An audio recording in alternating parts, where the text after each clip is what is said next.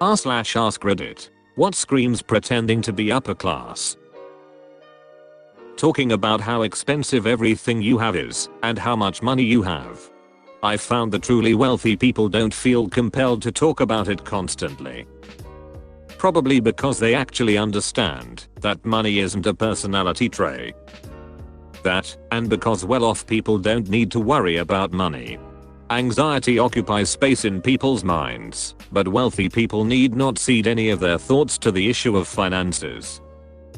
My family is definitely very well off. Parents are doctors, though I never felt really rich.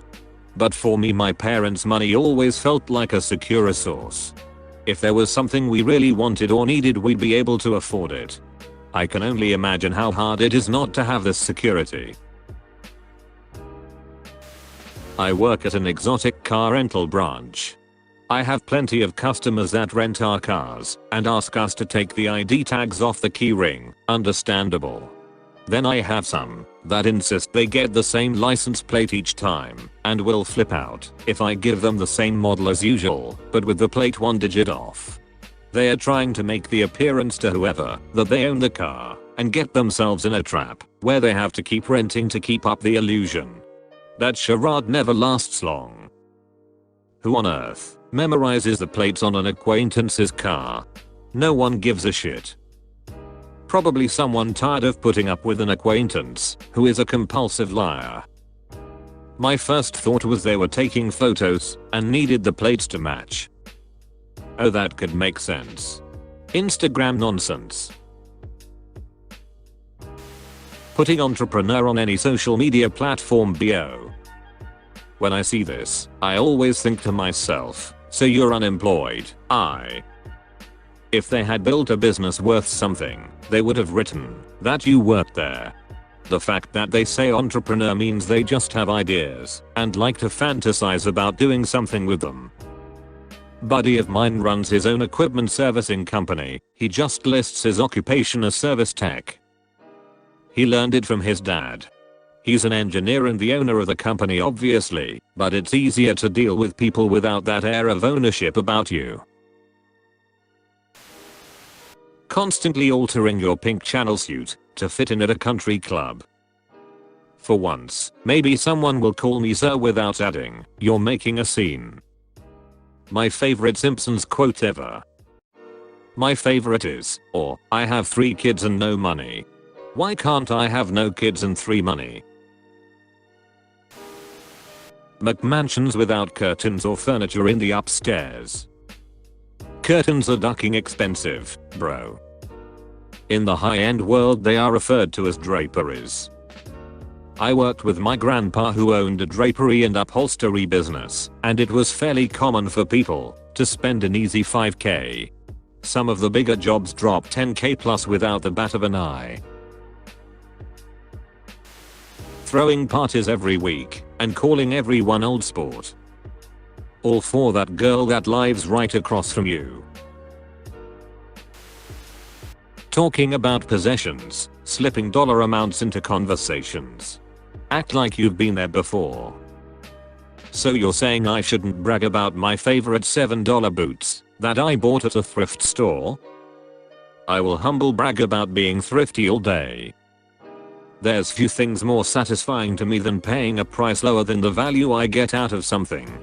I wonder if it's a generational or cultural thing, because my friends and I share our frugal buys with each other all the time and it's great, but when I hear people boasting about how expensive something was, I just think they've been swindled.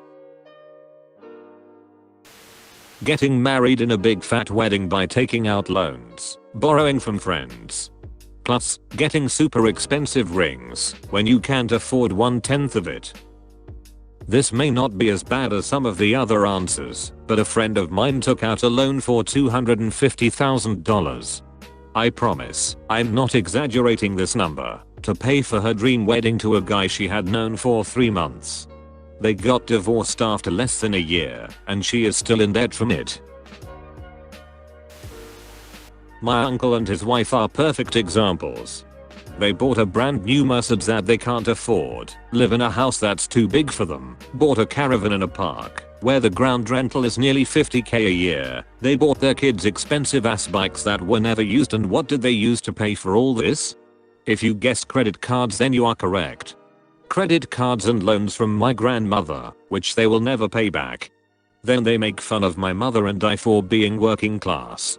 Might as well spit on my grandfather's grave, since he was working class through and through. Yeah, financing a lifestyle is insane. Going into debt for luxury items is the craziest thing people do. It's extremely insane and selfish. Our family is trying to get their debt to my gran wrote off their share of the will. But they're fighting it, and my grandmother is going along with them, saying it's not fair, and she treats all her kids equally. I used to be concerned about how I looked/dressed when going to a high-end retailer. Now I simply don't care. If they won't serve me when wearing jeans, then I'll just go somewhere else. You all work on commission, right? Big mistake. Huge. I have to go shopping now.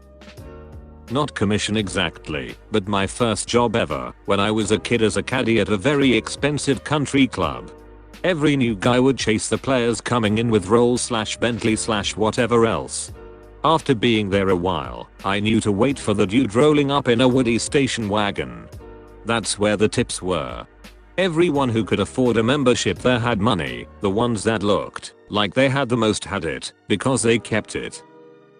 This actually happened to me. I needed new glasses and I walked into a bunch of different stores and couldn't find the right frame. I ended up walking into a very high-end store because of the frames I saw in the window and asked to try them on. I was wearing sweats and a t-shirt because it was my day off work. I have to wear professional clothing to work. The lady looked at me for a moment before saying, "It's very expensive," and not making one move to help me. So I ended up saying to her, I didn't ask how much they cost, I said I wanted to try them on. The shock on her face was priceless. After trying them on and being happy with how they looked, I proceeded to pay for them. I return about once a year and I get the best service from her now. Talking down to working class people. Don't get me wrong, there are definitely snooty asshole upper class people, however in my interactions with them as a working class person in services, they've always been extremely nice. My guess is because we both know who we are in society, so there are no pretensions. Fake upper class people have to completely reinforce the class divide. It had to be absolutely clear that they are, and always have been, above you. Part of me thinks it's resentment at what they might have used to have been, and the other part thinks it's how they think other upper class people behave. One thing I also noticed, working in construction around wealthier people. The rich man is the nicest person you'll ever meet. He'll offer you a nice break time and talk like one of the guys. The rich man's spouse is a bitch. Don't even look at them. The rich woman is the friendliest person ever. She will thank you for everything and talk about how she would never be able to do that. The rich woman's spouse is annoying, obnoxious, and snobby. There are, of course, exceptions, but this is what I experienced in my time. One of my husband's best friends comes from a filthy rich family, think billions. We went to his wedding a few years ago, and the social experiment that ensued was beyond fascinating. The guests themselves were a mix of anyone from broke college kids, us, to doctors, to millionaires and billionaires. Some trends definitely emerged amongst the people who were obviously self-conscious about their wealth though. They were frequently dismissive, and sometimes downright rude, to the serving staff. They made sure loggers of their belongings were plainly in sight. Your hotel room is literally connected to the reception venue, so I know you didn't need to bring your $1,200 Canada Goose parka to dinner. They also made sure to talk loudly about their expensive plans for the future, and highlighting any wealth-related attributes in the process. Oh well, my girlfriend is graduating medical school next year, so we are starting to look at houses, mostly in the $800K $1 mil range. It was a stark contrast against the people who were comfortable with their social status, wealthy or otherwise, who were all just happy to be there, having fun, drinking alcohol and wholly unworried about which stranger they'll never meet again knows how much money they had. My boyfriend tried to convince me that if I bought a KitchenAid, that we'd need to leave it on the counter so people would notice that we could afford to spend $250 on a kitchen appliance. I would love to have one, but I don't bake enough to justify it, and if I ever get one it's going to be stored when I'm not using it because I hate clutter on my counters. Mine stays on my counter because it's too damn heavy to move around frequently. I do use it pretty regularly though. If I found myself using it that frequently I'd for sure leave it out. The coffee pot has that privilege. He is just way too into appearances lol.